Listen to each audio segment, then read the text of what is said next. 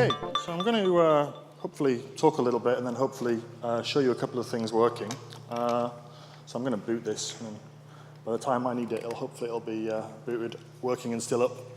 So my name's Ian. I work in developer advocacy and technical evangelism at AWS. So our team is all about trying to help developers become productive in using the kind of services that we offer. That's really what we do. And I want to talk to you a little bit today about serverless and the linkage between serverless architecture and IoT. So who here has spent time in their career writing software, writing code? And keep your hand up if you got into that because you thought it was fun. Okay, everybody's got their hand up, that's great. Okay, so that's my first premise. So I think that the best part of working in technology actually is probably talking to customers, understanding their problems, building features, shipping those features, and seeing the customers kind of smile at the end of that and go, yeah, you really helped me solve a problem there. Unfortunately, in order to get to that situation, there's a lot of other things that aren't actually that much fun. So you've got to do a lot of stuff to keep applications working, deploy, operate, scale them, secure them. Then we get into the really fun things like trying to manage how much those apps cost. And of course, you've got to do that stuff over and over and over again in order to keep those applications running, in order to keep the features flowing so that you continue to have customers that are happy with the services that you provide. And what we've seen quite recently is this new architectural model emerging where developers don't do that. They write software to define the pattern for their infrastructure, and that can help solve a lot of these issues. It can take away the requirement for you to do a lot of those things. You still have to do them, but you define them in software, and then the infrastructure that you use delivers those outcomes for you. It might be a build pipeline, it might be the use of elasticity in whatever you're using so that your costs accurately match your usage level. But you're really trying to take advantage of some of the inherent characteristics of the technology that you're using and get away from doing a lot of these things that are not really value-adding. They don't actually add anything to the product that you're creating. Now, one implementation of this, obviously there are others as well. One of the implementation of this is a service that we have called AWS Lambda, which is used to do precisely this. So to create very small runtime environments for applications that you might want to run without having to think about provisioning those. You just define the code that you want to run, the budget that you're going to give to that code in terms of its size, and the infrastructure that you require will be created automatically as a result of that. So obviously, thinking about how we can apply that same kind of technique to IoT, how can you deliver that kind of environment as a back-end for IoT applications that you might want to build? Before we get to that, okay, so other problems that you need to solve in the IoT domain, these are pretty interesting actually. So the first thing is device connectivity. It might be intermittent. We've got a customer up in the Nordic region called Telenor Connection. They connect industrial devices and livestock to the internet. So they have sheep that are connected to the cloud. This is not a joke. And actually the architect there does quite a funny talk where he draws a cloud on the screen and says, I'm going to talk to you about the cloud. First of all, I'm going to talk about sheep, and then he draws legs and a face on the cloud, and the cloud's actually a sheep, so it's quite a cute little intro. The point here is they're in a low-power radio environment. The IoT devices are actually agricultural wearables, so the sheep have collars around their necks. And because of the low-power nature of the devices, they use a low-power line-of-sight radio system. When the sheep go into a valley or into a forest, you can't read and write from the devices. They're intermittently connected. So you need a solution that allows you to read and write device state when the device may not be connected to the network. That's pretty important. Second thing is authentication and authorization. So looking at another case study, one of the world's largest providers of autonomous vehicles is John Deere. They have 30-ton planters that they drive around the US that are controlled autonomously from the cloud and that use telemetry data in order to manage the planting process. It's a safety-critical system. It could be extremely dangerous if somebody was to spoof a control channel to one of those devices and start driving one of those vehicles in a way which was dangerous to the operator or dangerous to individuals that were nearby. So you have to really be very careful about controlling who has access to the channel, the communications channel, down to the devices. And the same thing goes, of course, for medical and other use cases that might have privacy implications. So you've got that component as well. Device registration, this is quite interesting. Of course, one device or 10 devices is quite simple. You can put your PKI materials, your cryptographic materials onto those devices very simply, and you can authorize them that way. But how about 50,000 devices, 500,000 devices, or 5 million? How do you get the PKI infrastructure onto the devices, the cryptographic materials, and how do you register the devices when they're first powered on in order to realize that those devices belong to your service and should be allowed to communicate with it? So you've got a security and also a cryptographic materials handling component, which is just difficult to do. Okay, you want to match your keys with your devices, but doing that at scale is pretty hard.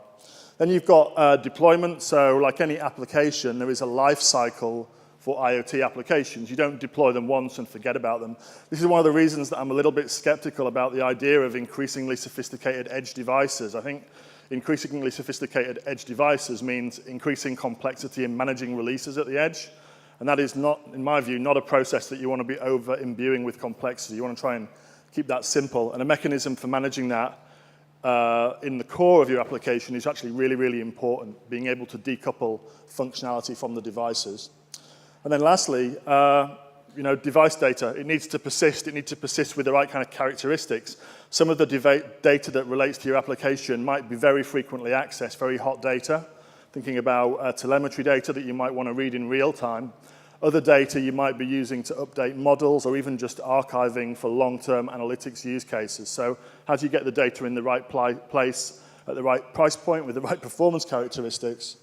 And obviously you're going to use that for something. So the analytics, maybe predictive analytics, more commonly batch-based retrospective analytics or visualization. These are all things that are difficult, actually relatively difficult components of building IoT applications. Of course, you can use a platform to help with that, and there is an AWS platform. I'm not going to speak about this, but we have a platform that solves quite a few of these challenges. Basically, my premise is this. Don't build a platform unless you're building a platform, in which case build a platform, okay? So if your customers want a platform and that's the thing that you provide, then build that. But if your customers want an IoT solution or application, use a platform, whether it's the AWS platform or another third-party platform built on us or built on others. You'll find that that really allows you to focus on what it is you want to do, which is listen to your customers and deliver compelling products or solutions that meet their specific use case over time. And that means both creating an initial product and having the capability to iterate and evolve that product over time as well. So try and do the minimum in terms of platform ops. The other thing about platforms is, of course, they're useless if developers do not use them, right? So you want to create something that is going to be exploited by others to build products. That's what platform companies are all about, what AWS is all about, really. So one of the things that we worked on is creating a Hello World application for IoT developers. Now, the important thing here, of course, is the T. You can't have IoT Hello World without a thing. So we created this. It's the AWS IoT button. A lot of you will know about this already.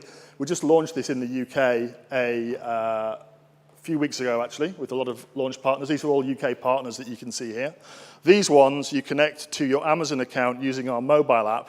You specify a product that you want the button to order, and when you press the product, the button arrives on the next Prime delivery. Okay, so you got Ariel, stick this on your washing machine, the adhesive.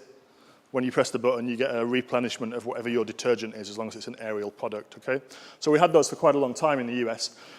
We now ship this, which is called the AWS IoT button, and it's the same form factor, but obviously it has different software on it. This device can emit a message. The message can be received by the AWS platform, and that message can be routed to a variety of different endpoints, and you can deliver different functionality depending on what you hook up to that button at the back end. Now, turns out developers are creative, right? So these are a few things that have been built. This is a ping pong scorekeeper. I think the issue here is somebody's playing ping pong and their opponent wasn't being entirely honest about how many points they'd scored. So they put it out of sight on the edge of the table so they could surreptitiously click it and keep score just by simply counting the number of events. That's one use case.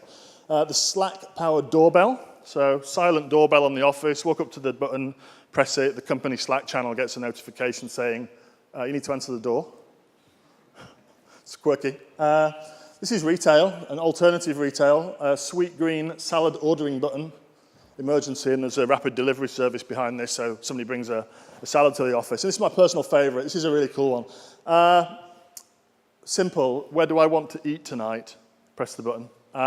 In the back end, there's a function there which runs on AWS Lambda, which interfaces actually with quite a few different APIs. So first of all, it checks how much money this guy's got in his Stripe account. So can he afford to buy an expensive dinner, or does he have to go budget? Yeah.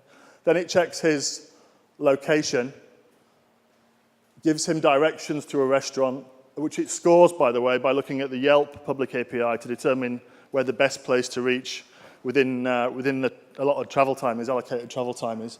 But it also takes a look at time of day and weather. So it might suggest walking somewhere if it's sunny and kind of early evening. If it's late at night, it might suggest a takeaway, like a rapid delivery service like Just Eat. And if it's raining, it'll also call you a car, so to take you out to the destination. It's just having a variety of different third-party services integrated on the back of the device. So when you receive the message, the logic kicks in, does that evaluation. It sends a text message back to him, giving him the best option to go and eat. Quite cute. So how does it work? We've got the button. This emits little bits of JSON. You connect it to your Wi-Fi network using a setup process. So you can turn the button into a hotspot, log into it with a browser, configure it on your Wi-Fi network, and from that point forward, it will emit these JSON blocks each time you press the button. There are 3 different button states for single, double, and long press. That's received by our IoT service, and then you can set up rules that route that to different endpoints. The logic that we're talking about here comes out of these Lambda functions, and those are expressed in Node.js, in Python, or in Java, okay, so you can write them. You receive the contents of the message block that comes from the device as context, so you've got variables, you can evaluate that, and you can do different things depending on what the content of those variables is. Now, there's no servers involved in that, of course. It's all done entirely by collecting together these different API endpoints. Now, I live in the UK and I want to do this right now. It's not actually available in the UK right now, okay, but you all got Raspberry Pis before from IBM, so you can do this, okay? You've got the Pi. Get this electronics kit, which you can get from Amazon. Okay, it's called the Sunfounder Electronics Kit. Actually, what you need is a button. Okay, so you don't actually need the full kit. You can buy a button. That's like £4 with the breadboard and the wire. Okay, and if you want to get extra credit, you can get this. This is a Raspberry Pi Sense hat. We're not going to talk about that, but that's got a different, more comprehensive sensor package on it, and you can do some really fun stuff with that. You can light up 64 LEDs in one go and make them flash. It's like the ultimate IoT conference demo. Not one LED, but 64 LEDs over and over again. It's great. No? No.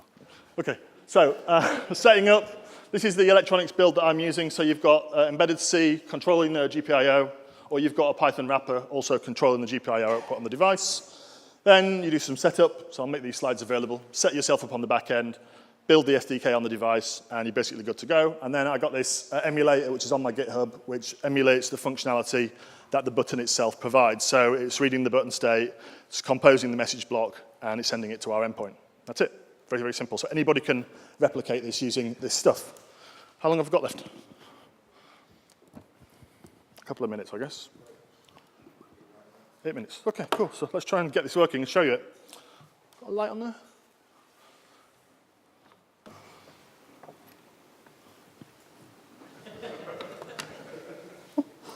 Okay, so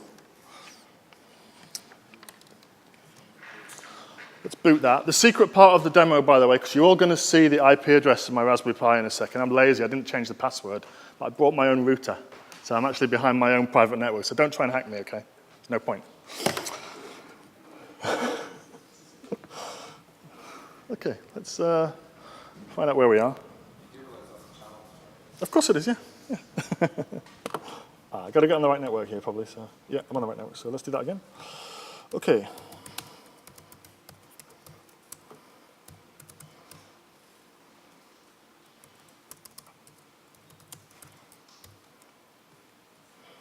Going to connect to my Pi. This all works.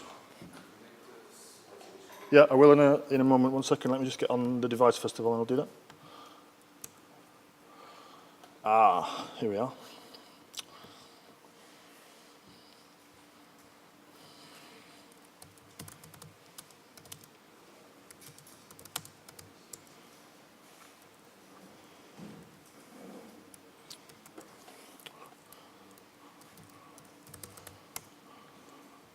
Okay, so on the Pi, that's the Pi login, as you'll see. So running on the Pi. And I got a demo, I got the compiled version of my emulator that you can download and build yourself just here. So run my emulator. You see some stuff happen now. Got to be root to control the wiring infrastructure, the GPIO. So you see some stuff happening there. This is the setup, and you can see exchange of some cryptographic certificates here, which is basically connecting the device to the MQTT endpoint, which is part of the platform. And then you just press the button. Oh, I'll show you where the button's going to go first of all. So over here, I have a Twitter account called, somebody told me that I should isolate my testing. So create a Twitter account called isolated test, which is empty as you'll see. If I hit the button, I'll just switch back to the Pi first of all. Press the button. You can see that I've constructed this payload here, which is a piece of JSON containing the Raspberry Pi serial number, the battery voltage, doesn't have one because it's been powered on 5-volt mains, and then the click type, okay? And that has gone to that API endpoint that I've talked about.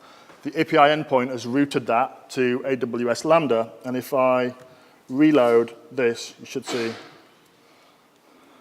that we've got that. So what's happening there is we're interfacing directly with Twitter's API using a set of credentials that are stored back in AWS Lambda, and that's how we drive the interface with the third-party API. We can actually do whatever we want with those events, like route them onto other endpoints. And if you did look in the AWS console, you'd see that I'm actually archiving these events as well inside a bucket. I could later on use that event archive for building a machine learning model or building an analytical dashboard from that event as well. So it's very simple to do the integration. You can deploy the Lambda functions themselves using our console or using upstream tools like infrastructure as code tool like Terraform, for example. So you've got lots of flexibility on integrating those functions inside your device workflow. Okay, so that's what I wanted to show you in demo. I've got one other thing to show you that I need sound for. How do you spell colour? Colour is spelled C-O-L-O-U-R. I love the emphasis she puts on the U. It's almost like she's proud of the fact that she's learned to spell wrong. Okay, so the other thing that I just wanted to, you've probably seen this already, the other one I just wanted to quickly mention before I close up is that we announced availability of the Amazon Echo in the UK just this morning. So we now have a localized version of the product, which obviously means that not only can you pre-order it on Amazon, but you can also build skills for the Echo using the Alexa Skills Kit, which are available to customers here in the UK. And we announced quite a few launch partners, actually, including Just Eat. So the super lazy can now say, Alexa, tell Just Eat to bring me a pizza. Okay, and that's the end of my talk. Thank you.